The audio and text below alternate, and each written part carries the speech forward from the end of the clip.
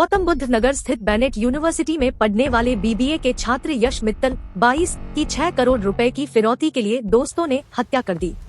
आरोपियों ने छात्र के कारोबारी पिता को मोबाइल पर संदेश भेजकर फिरौती की रकम मांगी थी। ग्रेटर नोएडा के दादरी इलाके की बेनेट यूनिवर्सिटी के बीबीए प्रथम वर्ष के छात्र यश मित्तल की हत्या का मास्टरमाइंड कोई और है। आरोपी 27 नवंबर से उसके संपर्क में था। उसको लगातार फोन करता था। बहन को हर बात बताने वाले यश मित्तल ने उसके बारे में क्यों छिपाया?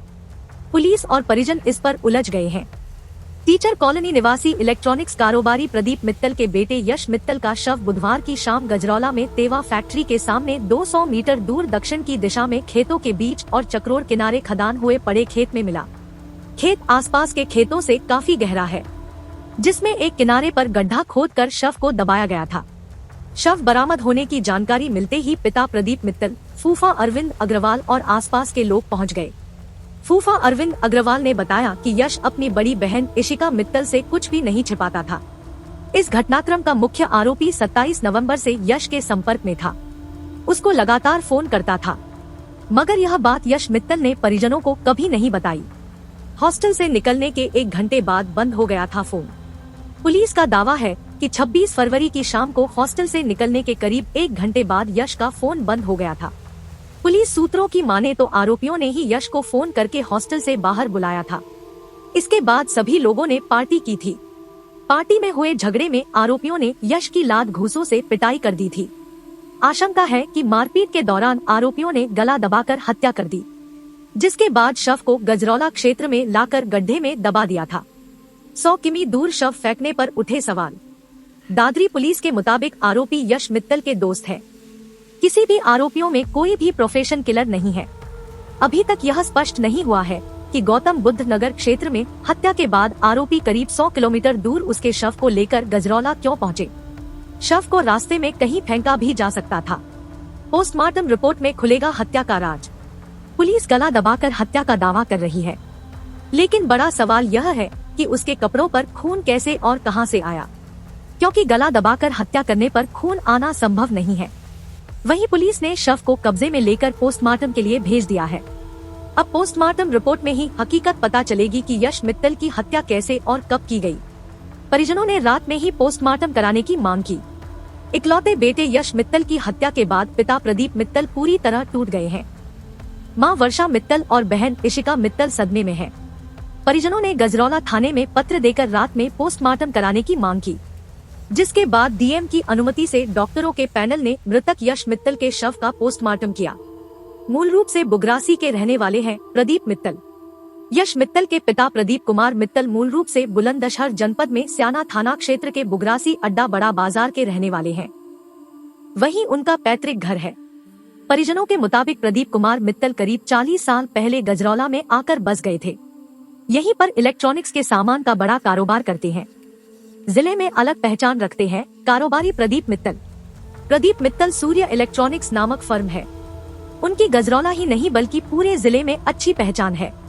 मिलनसार होने के कारण उनका सभी समाज में बड़ा सम्मान है।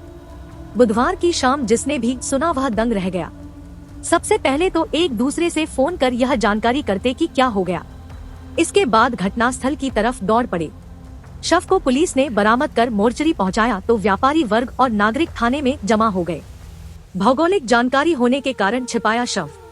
कारोबारी प्रदीप मित्तल के बेटे के हत्यारोपी तिगरिया भूर निवासी रचित के साथ ही गजरौला के आसपास के हैं। उनको गजरौला क्षेत्र की भौगोलिक जानकारी थी। यह भी पता था कि कहां पर शव को लाकर आसानी से छिपाया जा सकता है, ताकि उनको कोई न देखे और जिससे वह सहज में पकड़े न सके। उन्होंने गेहूं के खेतों के बीच चक्रोर किनारे खेत में गड्ढा खोदकर शव को छिपा दिया। हत्यारोपी स्थानीय होने के कारण उन्होंने शव को लाकर छिपाया।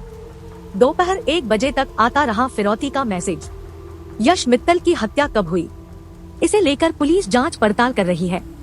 हालांकि चौंकाने वाली बात यह है कि आरोपी यश के नंबर से उसके पिता को फिरौती के लिए बुधवार दोपहर 1 बजे तक मैसेज करते रहे। यह बात प्रदीप मित्तल ने घटना के बाद पुलिस को बताई। पुलिस ने आरोपी रचित की निशानदेही पर मोबाइल भी बरामद किया। यश के मोबाइल से मिलने नंबरों को लेकर भी पुलिस जांच पड़ताल कर रही है। बदहवास हुए पिता और बहन। यश मित्तल की दोस्तों द्वारा हत्या किए जाने की खबर सुनते ही उसके पिता प्रदीप मित्तल व मृतक की बड़ी बहन इशिका मित्तल बदहवास हो गए। बहन अपने पिता के साथ सिसकते सिसकते हुए खेतों के बीच पहुंची थी। पुलिस ने जैसे ही शव को गड्ढे से बाहर निकाला, पिता पुत्री बिलक पड़े। वह लड़खड़ाते कदमों से पिता का हाथ पकड़े हुए आगे बढ़ रही थी। जैसे ही पुलिस ने शव को बाहर निकाला, घटना स्थल से कुछ दूर पिता पुत्री बदहवास हो गए। पुलिस कर्मियों और लोगों ने उनको संभाला। अंडरवियर व टी शर्ट में मिला शव। पुलिस ने गड्ढे से जब यश मित्तल के शव को निकाला तो सब चौंक गए। वह टी शर्ट व अंडरवियर पहने हुए था। सवाल यह उठ रहा है कि आखिर उसकी पैंट क्यों गायब थी। हालांकि इस बिंदु पर भी पुलिस जांच पड़ताल कर रही है। जिन पर किया विश्वास, उन्होंने ली यश की जान। जिन पर यश मित्तल व उनके परिवार को बहुत अधिक भरोसा था, वही उसकी जान के दुश्मन बन गए। हत्यारोपी रचित नागर व उसके साथियां का यश के घर अच्छी तरह आना जाना था। उन पर सभी को बड़ा विश्वास था, मगर वह उनके घर के चिराग को बुझा देगा, इसकी कल्पना किसी ने नहीं की थी। बेटे के फोन से दी पिता को हत्या की खबर। बीबीए के छात्र यश के हत्यारोपी अपना कोई फोन इस्तेमाल करने की बजाय उसका ही फोन चला रहे थे। उसके ही फोन से यश मित्तल के पिता प्रदीप मित्तल को फोन कर 6 करोड़ रुपए की फिरौती मांगी। यश मित्तल का एक हत्यारोपी रचित नागर 2 भाई है। उसका बड़ा भाई खेती बाड़ी करता है, पिता चंदौसी में काम करते हैं। 2 साल पूर्व उसकी शादी की गई।